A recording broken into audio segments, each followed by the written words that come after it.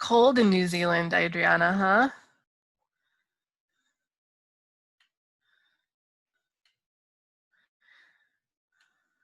That's right, you guys are in winter. I forget, you're opposite. It's like the upside down world. You guys have an amazing leader, amazing systems, and it's cold there. Like my opposite day. Hey, Long Island, that's where both of my parents are from.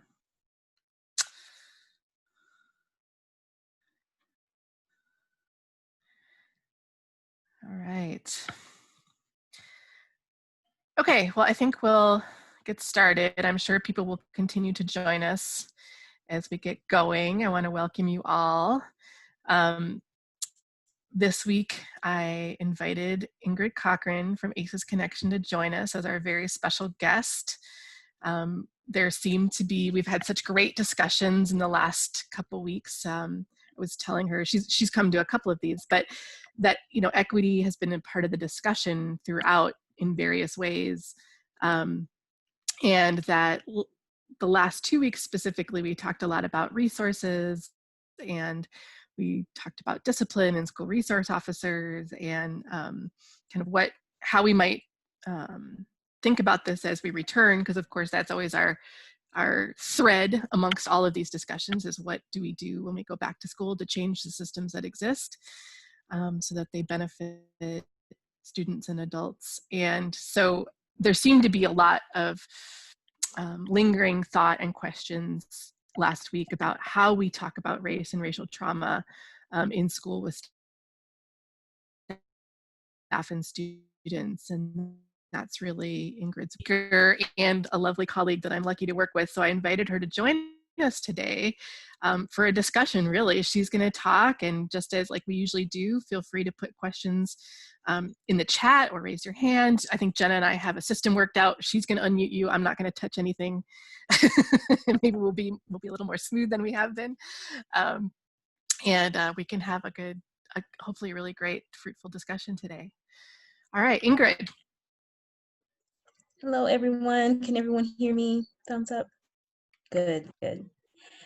So I really am interested in having a conversation. So I know, Laura, we can definitely go back and forth. I know that you have some questions, but I really did want to make sure that I stopped by here today to talk with you after Laura reached out and said that this group was having a lot of discussion around equity, to kind of hopefully frame the discussions that is both rooted in my knowledge base and then also rooted in history.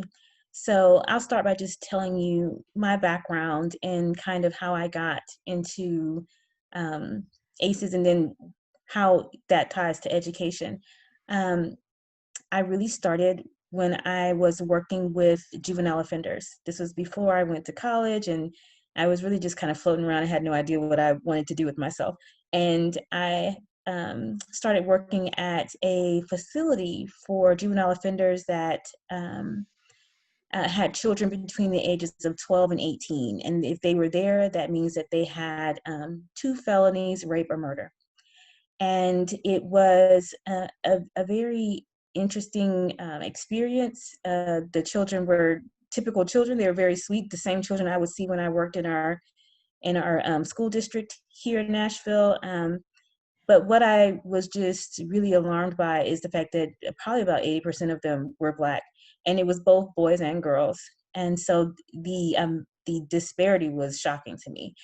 And at that point, I was still, matriculating through my own identity. So I still had a very white supremacist lens when I looked at this situation.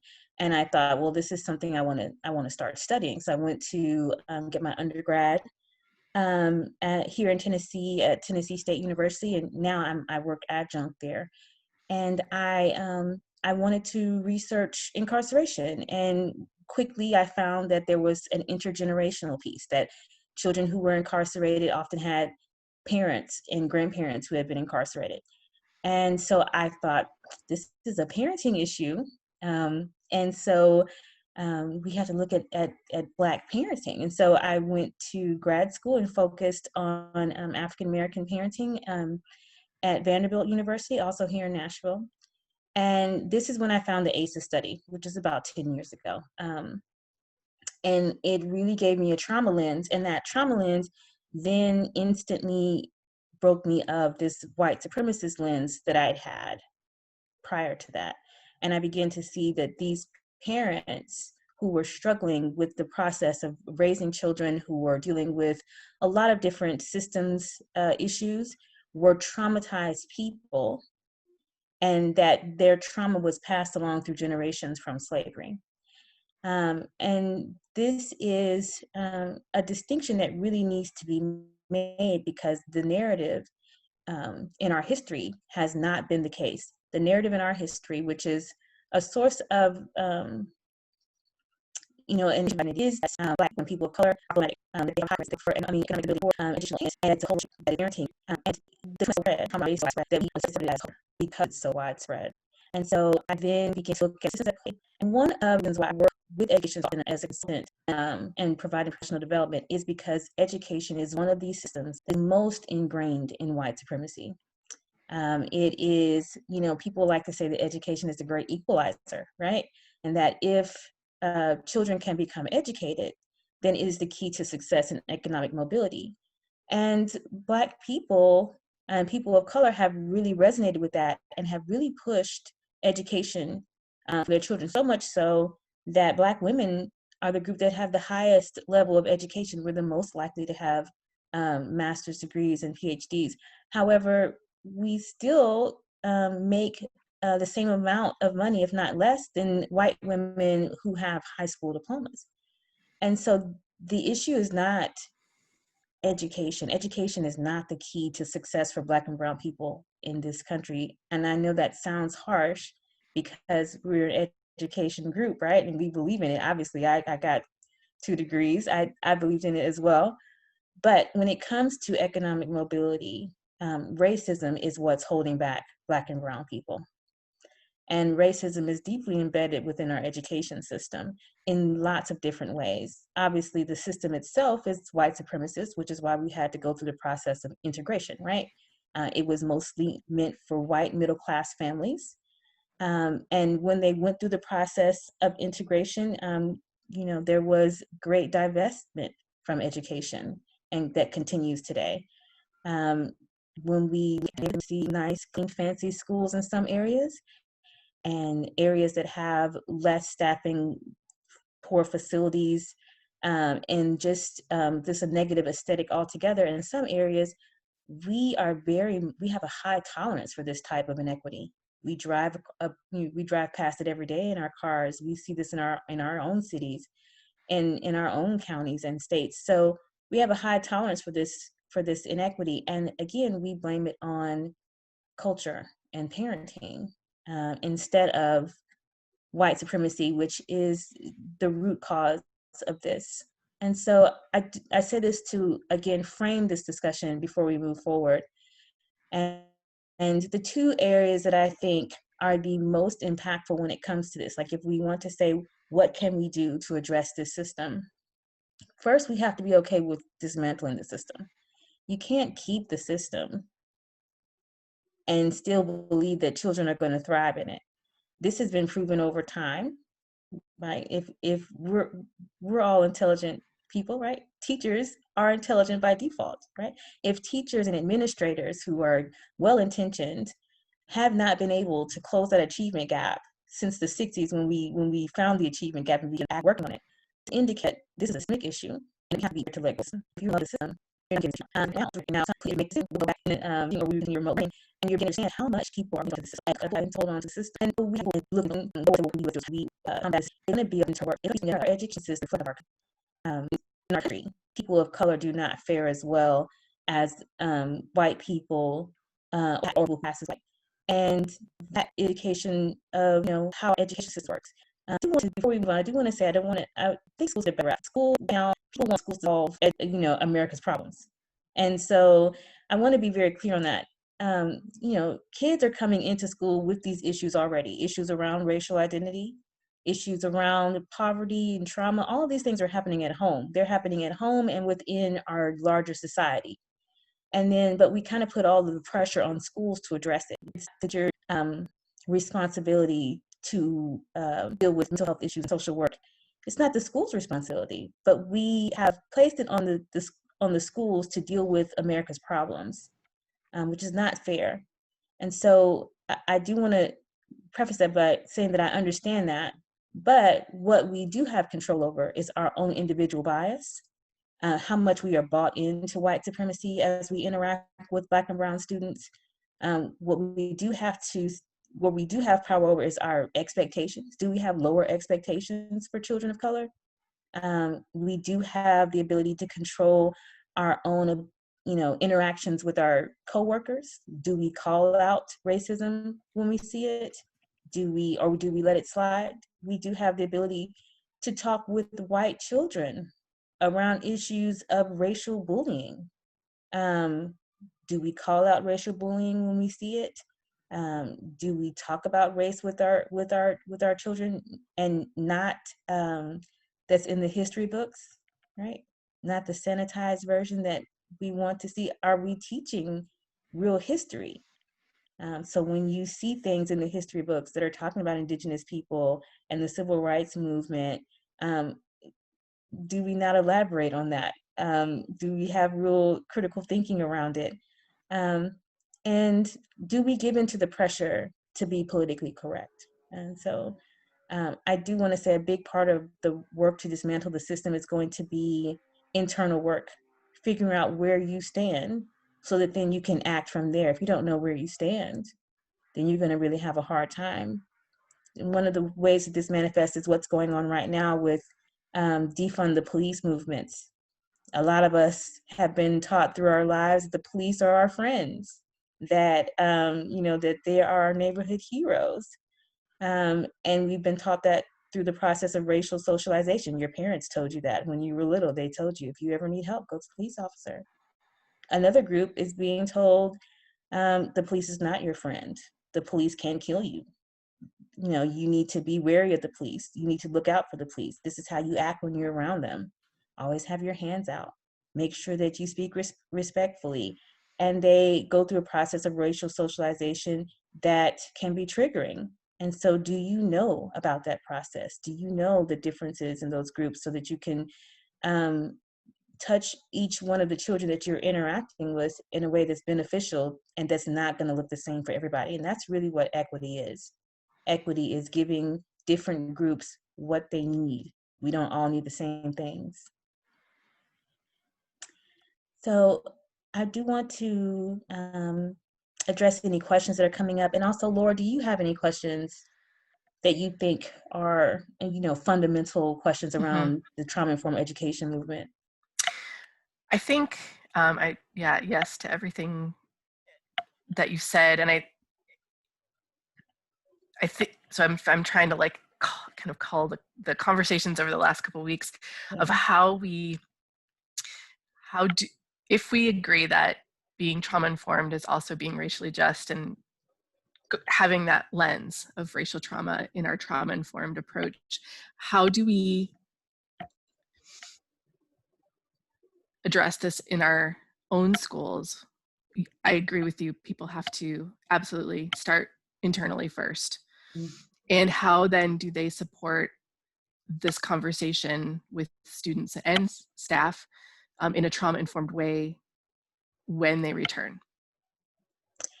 Yeah, especially as we get back into the school year, there's going to be a lot of questions, and there's going to be a lot of, even if there aren't questions, depending on your age group, there might not be questions. Right.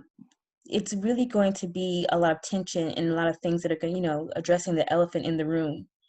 I always believe in working with children to be child-led.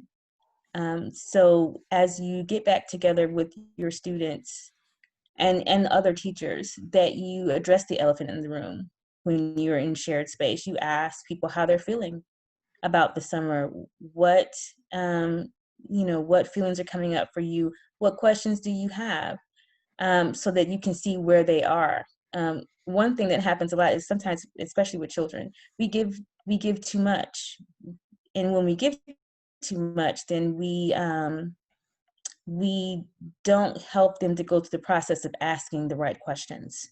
And we don't help them to go through the process of figuring out how they feel about things because we're telling them how to feel, or we're telling them what they're worried about or what they should be worried about. And so I would definitely suggest being child-led. Um, Asking them how their summer went, what happened in the summer, what are your feelings about the summer? Um, and you don't even have to make it specifically about race, they'll bring it up. Um, and then I would also say that you do a lot of work on creating a safe space on the front end. Just as anytime that you're in a shared space, if you're trauma informed, then you understand that everybody's bringing their different traumas with them, their different trauma background with them, and also their resilience. But setting the space, creating safe spaces for discussion. It's a process, but for every time that you're interacting, you're setting up that safe space. You're saying that you can tell me anything, and hopefully you're setting up that safe space, especially for those middle school and up. You're setting up the safe spaces in a group setting. So you're also challenging the other kids to be safe spaces for their peers. And this will allow you to facilitate good conversations that are child-led and also keep you out of trouble, because that's also an issue. If it's child-led, their questions, their comments, their ideas, and you are facilitating and allowing them to express themselves, and you also don't have to worry about what comes out of your mouth. So that's a good place to be in. Yes, and there's a couple good points in the chat related to what you're saying, that this can be challenging for kids if they don't see that reflected in the adults around them. Like, the more challenging part is for adults to have these conversations. And if they're struggling, then the kids, if the adults are too scared to speak about this, then the kids can feel that, read that, like, and respond to that, right? And I feel like this reflects a lot of the conversation we've had here, and a lot of the conversations that I have when I am doing work with schools, is that 90% of this work is around adult behavior and creating processes and safe spaces for adults to have these conversations first. And Yeah. that can be the biggest challenge. Sometimes people think that we might be coming in to facilitate a different kind of discussion, but really we're focused on the adults in the room and Mm-hmm. teaching them processes over time to create trust and transparency and safety first, so that they can get to the collaboration part, of being trauma responsive. And that is really, really important in this topic, especially. And someone Yeah. mentioned work from Dr. Hardy. And I would echo that. Some people want to know some resources.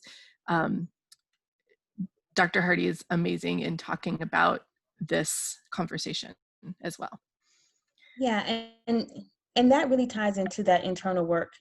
So as we all do internal work, this allows us to have better conversations amongst ourselves and amongst the adults.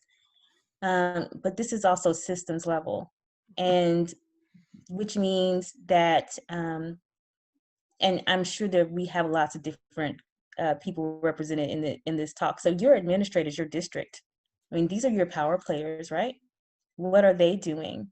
And so if you don't feel safe to talk, that's an indication of your school district, your leadership in the school, the policies that are set place by your district and your state and your county, right? And so the self-work will emanate into lots of different systems as you, as a teacher or an administrator in your school, become anti-racist, which is the term that we're using now. As you become anti-racist, then you can become an advocate. You can set different processes in place in your school, especially as an administrator. But I do want to talk about power dynamics. I'm big on stress and trauma, obviously. Teachers are a very stressed group. And I would challenge you that as you are feeling the need to address systems, that you understand that the power dynamic that's at play and what is it that you can do. You can't change a district. You can't change policy. You have to think about the processes that are right in front of your face, right? And that's actually where your power lies. So it is within those interactions with students one-on-one. It is within the interactions with your coworkers. If you're an administrator, then yes, you can create safe places for your teachers. But if you don't have a safe place because your administrator is not doing that, or if you are not able to talk truth to power because policies set forth by your school district don't allow it, then you have to be able to find a place of self-care and understanding that you don't have to do those things. You can be an advocate, right? You can use your voice. However, your power really does lie in your ability to impact your one-on-one interactions. Your relationship with your student is so powerful. Every person can think about, positive and negative, how teachers and administrators that they interacted with as children impacted their entire lives. And so that is where your power lies. Um, and I want to make sure that people are not minimizing that at all. When you're thinking about what can I do, and for me, when that comes up, especially when it can come from a place of powerlessness, right? And I'm telling you that you are powerful, extremely so.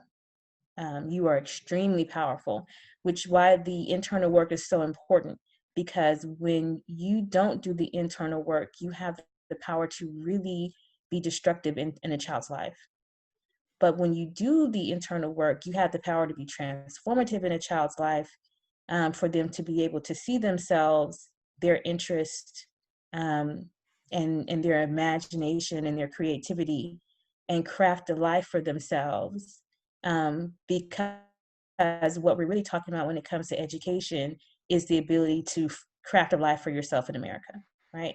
Your ability to find out what you like, what you do, so that you can create a lifestyle and be a productive citizen, and avoid unemployment and avoid incarceration and all these other societal ills. So you are a very powerful group. You don't have to feel powerless. Just you doing the internal work and touching the people that you have in your one-on-one interactions is more than enough to be transformative in your space. Yeah, absolutely. And from the chat, so Mark brought up a good point that, this comes up in every time I work with a school over time. I'll qualify it.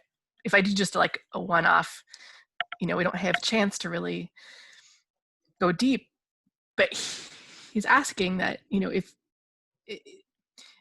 the challenge, sometimes the biggest challenge in doing any of this work is getting adults to realize the role they play in dysregulation and their response and their own trauma and their own triggers.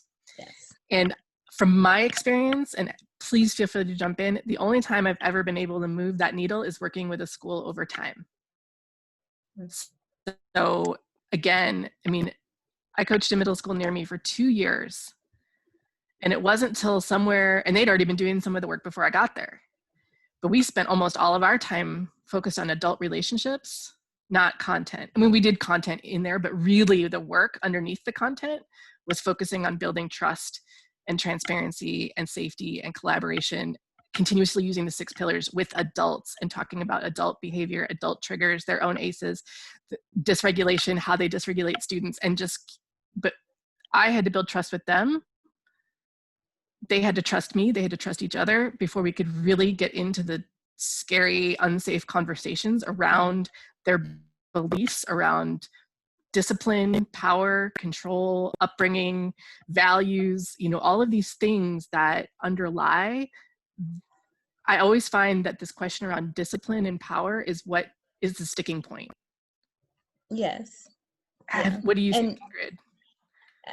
Yeah, and this is this is again why I drive home that individual work, and how important it is those one-on-one interactions are, because that's where relationships are built, and relationships take time, but those relationships are what would actually bring about this change as you touch and impact each other. But when I say that this society is rooted in white supremacy, it is pervasive throughout everything that is going on in your world. And so when I do systems work, and I always fall back on this, especially, I mean, I do this when I in any of my work around bias, I fall back on systems work. And so Bronfenbrenner, who is one of our leaders in really the pioneer for Head Start, I mean, he did a great job of talking about those different systems, right? With school being in a microsystem, being one of the most impactful on the development of human beings.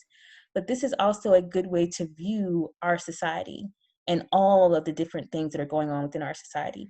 The reason why our issues in schools is built around control and punishment is because our society is built around control and punishment. And the control and punishment of the society, which is control power to maintain itself. So you have grown up in this society, you have been decided to walk. So Black and brown people are also adopted into this society. And you believe, because of the different ways that you have been embedded within society, that for control the way to go in order to maintain the system, right? Which is thriving and there's not. The only way the system works is through power and control, which means if you act outside the way the system is, you must be punished. And it's how the control that you were adopted into is what allows for certain groups more likely to be you. And you get it. You get upbringing, you get it from the messages that you receive around you. It's very hard to break out of it. And you can't do it within a silo. So if you do it in the schools, that means you're going to have to do it in the legal or the executive. We have to do it everywhere. That means we have to reimagine punishment for our children. We have to reimagine punishment when you're interacting with your coworkers. You have to reimagine punishment in our legal system, because we are embedded in a racist system. And until we begin to really understand the point of that system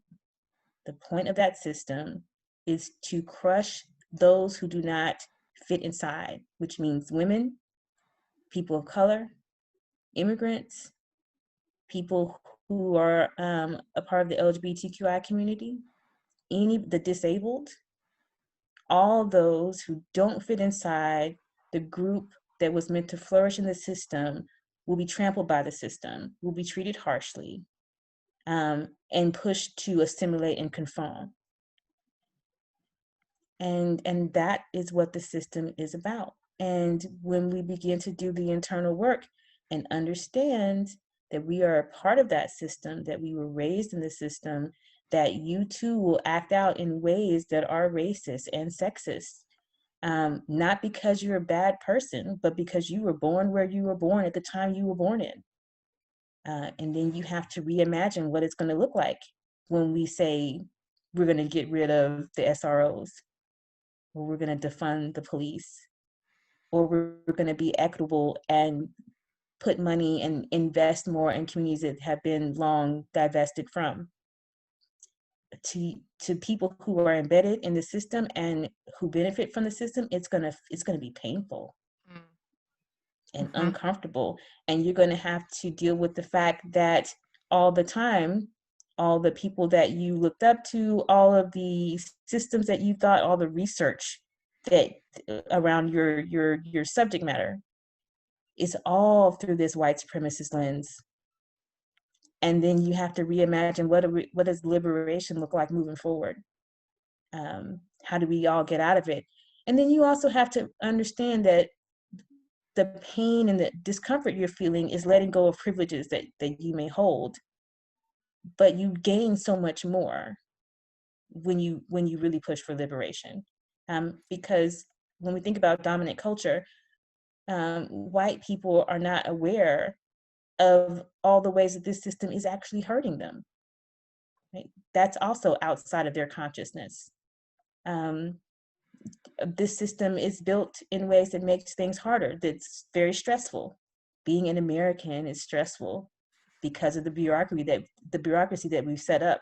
Now that we can't get simple things done because we have to go through the system, right? So much so that when people are able to get things done and kind of hijack the system, people are like, oh, that's great, that's wonderful. And they champion them and like, oh, you were able to get through college having a disability, that's great. As opposed to saying it's horrible that the system makes it so hard for you.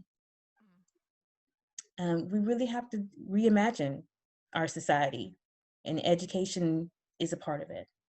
I love that question. What does liberation look like as we reimagine schools? Because, like, again, that is our primary thread in these discussions, is reimagining the possibilities and being willing to tackle these systems head on. And I love your comment, Miriam, that um, a lot of this, especially around discipline and control in schools, is based in our own traumatic stress responses and our own experiences and rooted in fear. And that we really, I know we always hammer on the concept of psychological safety, but that is really the key to transforming adult cultures, I've found, is creating that psychological safety, because then so much is possible, but so much is impossible without that.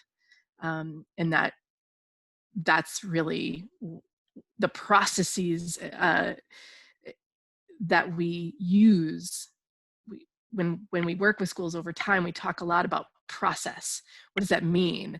It's kind of an ambiguous term, right? Ingrid and I are both a lot about process and protocols and norms and mission and vision, and all of that stuff is so important. It's part of the process, but it's also these ongoing protocols, activities, kind of constantly interwoven into what you're doing, so that you can build psychological safety. And then you can tackle a lot of different content areas around reimagining or discussing or being vulnerable. But without building those, it makes all of the rest of it very challenging. One of my, hold on one second, there's some good questions in the chat, but before I forget, there's a couple. When I talk about processes and protocols, if you're not familiar with SRI, the School Reform Initiative, they have hundreds of free activities that focus on developing these collaborative exercises. And they have them all spelled out for you. And so I will try to put that in the chat. Hold on, there's a couple questions around, no. Trying to read as fast as I can here. Around, what does this physically look like? Like, what do we mean when we're saying, okay, dismantle the system, make changes, transform school? Are we talking about schedule? Are we talking about how many kids are in the building? Are we talking about class size? Like, what does it mean to do this? Yeah. Like, really tangible, concrete. Yeah, so it can be lots of different things. And this is where we get into that local relevance. This is where we get into those individual differences. Kids are different in different places of the world. And so we really have to think about, again, being child-led. And also really think about, I mean, it could be scheduling, but aside from not being so early in the morning, scheduling is not is not an issue. But definitely it's going to be power dynamics. And so in your classroom, there's power dynamics. Teachers who feel that they are an authority will probably have behavioral problems, more behavioral problems, because that is the power dynamic they've set up in their space. I'm the authority. You are, and so when we do that, we are more punitive just because that's the stance that we're taking. If we spread out power, when we're in circles, when we round robin, when the teacher is a part of the group and is learning as well. When we explore ideas as beyond just presenting information, when we allow those who are quiet in the space to be able to express themselves. A lot of times, especially when we're looking at race, issues of race, we ignore Black girls because they tend to be especially those who are well behaved. And we spend a lot of time focusing on behavior when it comes to students of color. If we flip that dynamic, then we're looking for ways to help them to express themselves. That means that we basically we address the power dynamics in the room. We kind of put everybody on the same level so that we can have different types of conversations and people can interact in different ways.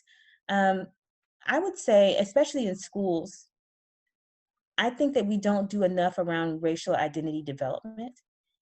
Instead, we spend a lot of time avoiding race.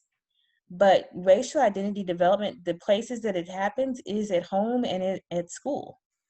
Um, I mean, going back to Bronfenbrenner, if school is in the microsystem, then that means that all children are experiencing racial identity development in schools.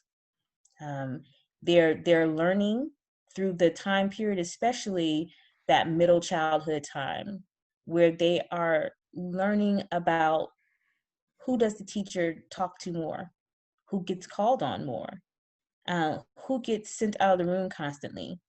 Um, who does the teacher like? When the teacher's interacting with this student, they smile. When the teacher's interacting with this student, they're frowned. I mean, and these are all messages that children are picking up on because they have that real, pure social emotional link that's built on their survival. So they might not understand the words, but they understand the emotions in the situation. They can tell when the teacher is not wanting to interact with them. They can tell who the teacher likes and who the teacher doesn't like. Um, and because we have this built, we were built around power and control. Whenever the students say things that we don't like that trigger us, then we push for controlling their expression. And if we do this more with students of color, then that means they're getting sent the message that their feelings do not matter, that what they think does not matter. It doesn't have to be right. They might think that you're biased or you don't like them. It could be wrong. But if you shut down their expression around emotions, especially feelings of anger, then they're going to get a very clear message that you're not concerned with their emotions. They'll say it to you over and over again, especially when I've been to so many IEP meetings as a counselor, crisis counselor, where over and over again, the children of color are saying, "You don't care about me." They will say it over and over again. And so how many times do you have to hear, "You don't care about me," before you think, well, maybe this is what their experience is, as opposed to saying, "I do care." Mm, Right? I yeah. mean, you can only tell them that their feelings don't matter so much, then they will start to not expressing their feelings, and then they're going to get physical.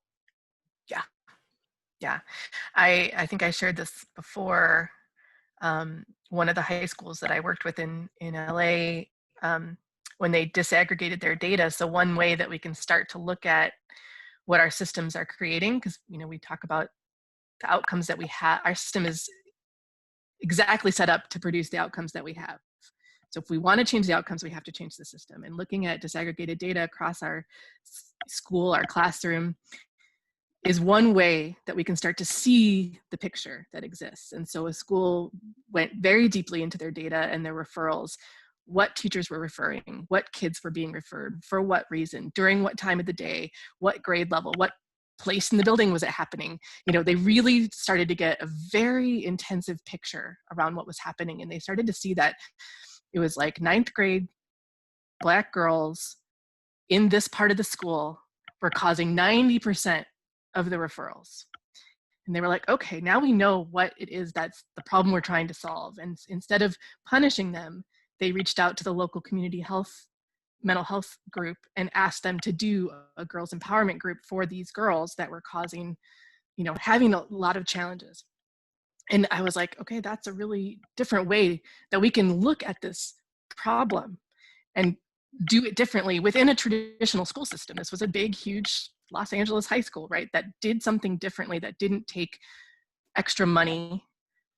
It took some extra time and a partnership with the community. But it's a different way of solving a problem instead of just suspending all of them over and over and not getting at the root of the issue. Yeah. And so there's ways that we can, we've talked about this thread of reimagining school and dismantling the system in ways through all of our conversations, that if we start to look at it, like when we talk about curriculum, we've talked about decolonizing our curriculum. What are we teaching? Those are some things that we as teachers have control over, or that we can speak up about if we don't. What is it that is included in our content? How are we doing the teaching process? Like Ingrid was saying, are we giving equity to voice? Are we, if we use our trauma-informed 6 pillars, right? Are we allowing students to have some voice choice about how they learn and what they learn and where they learn and when they learn? Are we giving them empowerment about this? So just start thinking, and we talked about SROs and discipline last week. That's all part of this conversation, the thread. All right. Yeah, that's really that liberation piece too. Yep. What would it look like? It would look like it being child-led, that people would be able to choose how they learn and what they're interested in. Choice is a big part of this, especially since we're built on taking away control. Paul, you have said you have an idea. Would you be willing to be unmuted? Jenna, can you unmute Paul? Sure. All right, you're unmuted. Very simple. I'll try to be terse because I totally respect everybody's time. Ingrid, your words delight me and inspire me. So thank you. Thank you. I'm an ELA teacher. I teach at a transfer school in Brooklyn, New York. Transfer schools are what New York City Department of Education calls their schools when a student drops out or gets kicked out. And then alternative schools, it's that. There's 45 to 50 of them in New York, and I work at one of them. We're in threat of closure because of really poor data. It's just a little background. But I teach senior level ELA. It's the class they have to take before they're done with mandatory schooling, before they get into college. And I simply lead with the question, like, tell me something you want to fight for. And once they can identify that, like, like whatever it is, whether it's the, fixing potholes in their street or gun control or the legalization of marijuana, once they discover that, then the rest of this class sort of like unfolds, and I can hit all the state Common Core standards. So child-led, Ingrid, I think I'm getting close, but I want to learn more. So thank you. Yeah, that's a great example. And I know that, I've shared with you guys, I come from an alternative high school background, both as a student first and then as a teacher. And we have so much to learn from folks that are teaching in alternative schools. We call them continuation schools in California, transfer schools in New York, because I think both those schools provide freedom. They don't really care what you're doing. You've got those kids, like, we don't care. So teachers often have a little bit more freedom to do what they want and to be creative. And the kids, it's primarily relationship focused. They're often smaller, and you have to build relationships to get anywhere with students that feel like they've been pushed out of school. And so we're able to get really creative with our approaches, like that approach of asking them a question and being student-led. And so reach out to your local alternative school teachers if you're looking for ideas, because I can tell you they will have some. Yeah, child-led is, it is really about, that's why liberation is big. And we are not centered in that way. We are not child-led in our public school education. And it really has morphed into a tool that continues our larger society's issues. So with school being a reflection of that.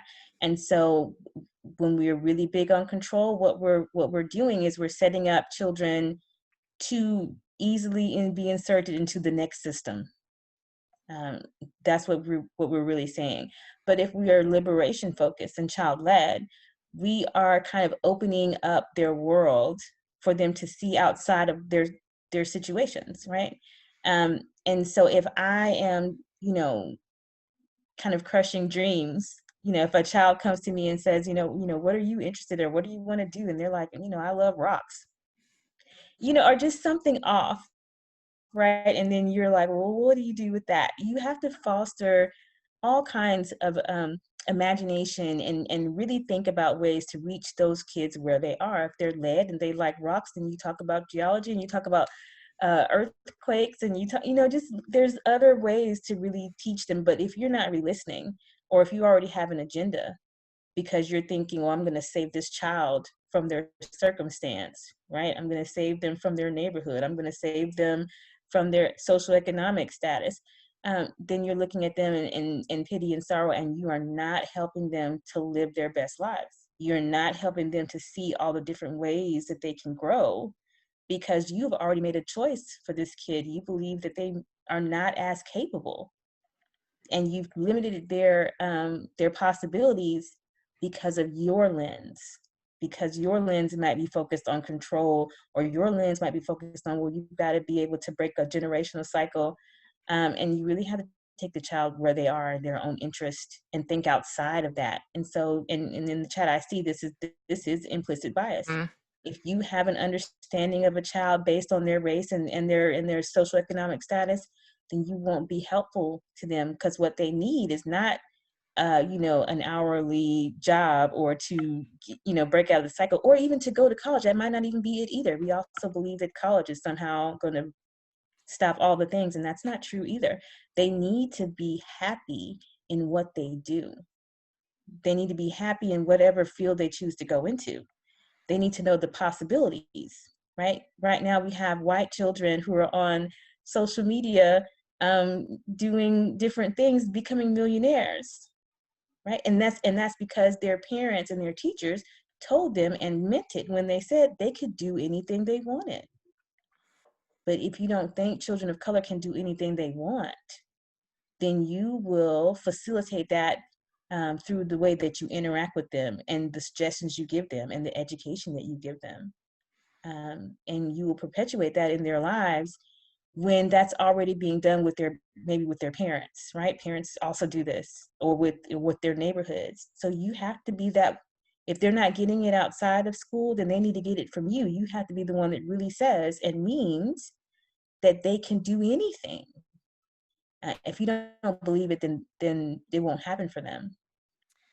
Absolutely. There's a school here in Los Angeles, a public high school, and their mission is for kids, well, first is to create a school that worthy of their own children, and that their mission for kids is to become self-actualized. And they say that they don't want kids to graduate there and go to college to escape poverty. They want them to graduate from there, attend college, and end poverty, to come back and change their this isn't one of the poor neighborhoods of Los Angeles.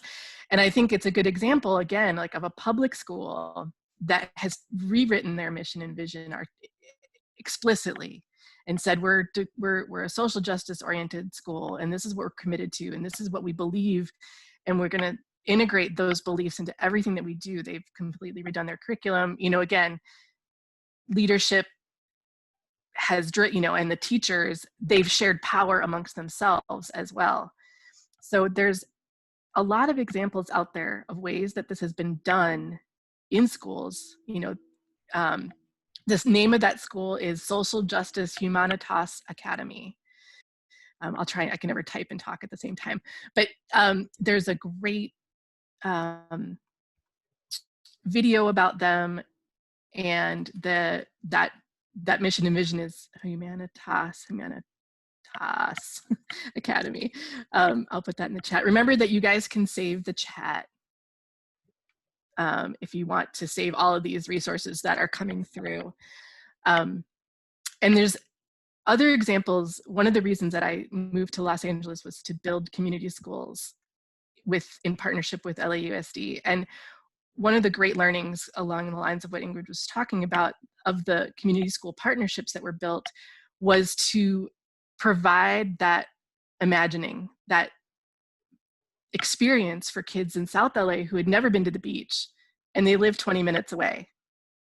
We had so many kids that had never been to see the ocean, and they lived 20 minutes away because of barriers around territory, around all sorts of barriers, right? And they had never been to the USC campus, which is 10 minutes away. And so by building partnerships with University of Southern California and these middle schools and elementary schools, all of a sudden kids saw people that looked like them that were engineers and, you know, teachers and everything that so that they couldn't even imagine the possibilities around them until they could envision it and they took them on college campus tours. But they had to do that through big partnerships. Schools can't do this alone. And so that was what really moved me about the community schools movement, was this emphasis on partnerships for schools. So do some research on community schools, and you'll see lots of examples of how people have made huge differences for their students in a tradition. Again, I'll just keep saying this, like in a traditional school, in a traditional system, they have found ways to, even if it doesn't look like they're dismantling the system, they are. Yeah. If that makes sense. Yeah, there's lots of schools doing a lot of great things. Mm-hmm. And I'm one that's not big on resources, especially when I'm interacting with teachers and administrators, because I'm you guys know what to do. You know what works. Again, most intelligent group that I interact with, you know what to do. The implementation is what's hard. It takes a lot of courage. There's a lot more effort in dealing with your coworkers and the buy-in, but you know what to do. You know what's out there. It's really going to be the courage and also the internal work to make these things happen, and to be really about liberation, which is, again, just pushing back on that automatic default that we have to fall into this control power issue. Yeah. Yep, absolutely. All right, we have about 5 minutes left. No, this always happens.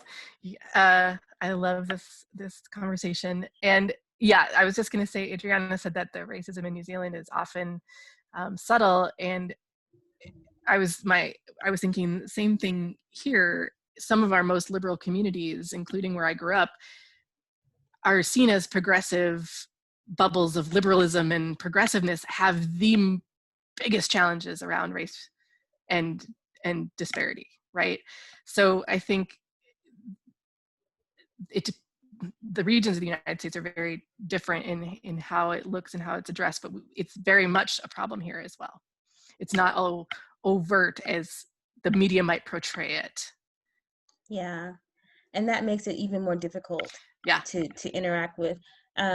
Danielle Prince, another ACES Connection employee, and she told me about how when you have very homogenous groups, that's when you have real equity in working together, and which is an indication of how important, or what a huge factor race is. So you will find that in schools that are mostly white, you have great cooperatives. You have great interactions and systems in place and processes in place to address whatever the children's needs are. So it could be mental, it could be socioeconomic, whatever it is. But when everybody looks the same, we can get a lot of things done. Same thing with other interventions that we know work well, like Harlem Children's Zone. When they're homogenous, we can really work together, which is, again, an indication that race is a huge factor in our ability to address these issues, and that we have to really kind of get past this so that we can have liberation for ourselves, for all of us. And it is a worldwide issue. In different places in the world, it's different groups. In some places in the world, it's around indigenous people. In other places in the world, it's around immigrant status. So it's not always race like it is here, but it is inequity still. Yes. Yep, absolutely. All right, everyone. Well, next week we have another special guest, Roberto Rivera, a good friend of mine who does a lot of work on youth voice in Chicago and New Zealand and around the world. That's his focus, on the same theme around liberation empowerment, but really focused on youth voice. So I don't want you to miss that, and I will post the blog about that shortly. And I want to thank Ingrid for joining us. Everybody thank Ingrid, yay! For giving us your time and your wisdom and this wonderful conversation. So we really appreciate that. And I always appreciate the guests that come on and contribute to this conversation. Any other last questions you can put in the chat. We save the chat, and I will always try to pick them up next week. And until then, don't forget to join ACES in Education if you're not a member. And I will see you all next week.